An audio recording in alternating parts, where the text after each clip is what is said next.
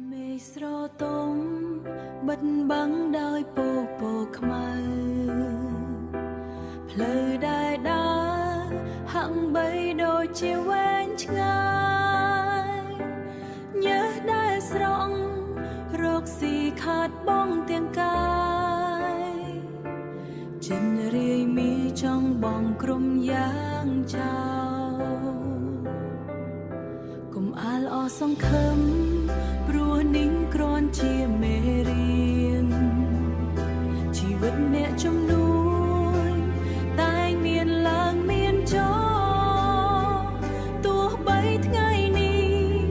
បរាជ័យមកផ្ទួនក៏មិនមែនមានន័យថាដល់ទីបញ្ចប់ឡើយងើបឈរឡើងវិញកុំអោនក្បាលចង់ចាញ់ព្រំលិខិតជូរទឹកភ្នែកចេញ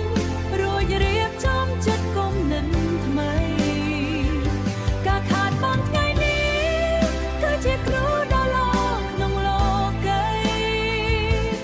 នឹងនាំផ្លូវនាងទៅរកជោគជ័យដ៏ធំធេ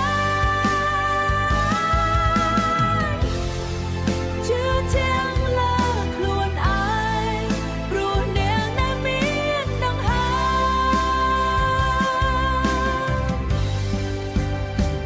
មសមុនមានរលកជីវិតក៏មានឧបសគ្គកុំខ្លាចនឹងចាប់ផ្ដើមទួត្រូវរាប់ពីសដួលទីណាត្រូវរឹងមាំឈរនៅទីនោះភាពជោគជ័យវារងចាំអ្នកដែលមិនចេញចង់ចាញ់សម្រាប់បន្តិចចង់បើហត់នឿយពេកតែសូមកុំបោះបង់សូបិនដែលអ្នកធ្លាប់មានថ្ងៃស្អែកនឹងភ្លឺស្វាងព្រះអាទិត្យនឹងរាំងថ្មីអ្នកនឹងក្លាយជាមនុស្ស